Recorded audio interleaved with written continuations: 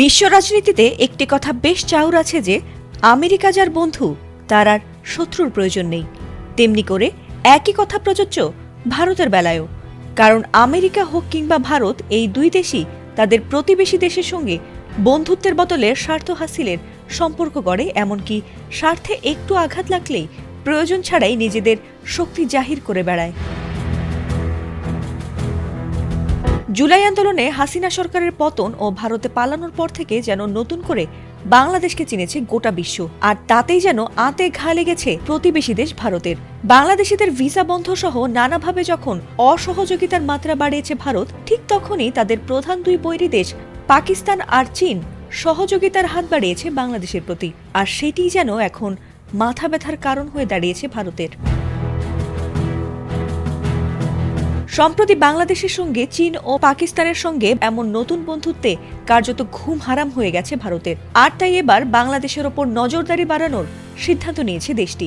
এজন্য সার্বক্ষণিক নজরদারি বজায় রাখার জন্য নতুন একটি নৌঘাঁটি বানাচ্ছে দেশটির প্রতিরক্ষা মন্ত্রণালয়। পশ্চিমবঙ্গ রাজ্যের বন্দর শহর হলদিয়ায় তৈরি করা হবে এই নৌঘাঁটি। আর সেখান থেকেই এক ঢিলে দুই পাখি মারতে চাইছে মোদী সরকার। অর্থাৎ সেই নৌঘাঁটি থেকে একই সঙ্গে বাংলাদেশ আর চীনকে তাদের নজরবন্দি করে রাখতে চাইছে ভারত।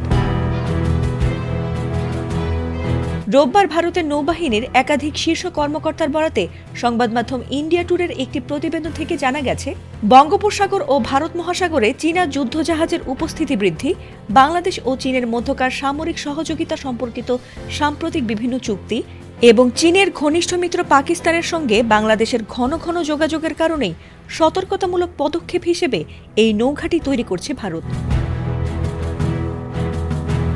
প্রস্তাবিত এই নতুন ঘাঁটিটিতে সার্বক্ষণিকভাবে ১০০ জন সেনা কর্মকর্তা ও সৈনিক থাকবেন বলে জানা গেছে। আর কলকাতা থেকে ঘাঁটিটির দূরত্ব হবে ১০০ কিলোমিটার। তাছাড়া হলদিয়ায় নৌঘাঁটিটি স্থাপন করা হলে হুগলি নদী থেকে অল্প সময়ের মধ্যেই বঙ্গোপসাগরে পৌঁছতে পারবে ভারতীয় নৌসেনারা। এছাড়াও সেখানে তারা এফআইসি এবং NWJFAC সিরিজের কিছু বিশ্বসেরা যুদ্ধজাহাজও মোতায়েন করতে চলেছে বলে জানা গেছে। ফাতিমা সুলতানা, ATN বাংলা।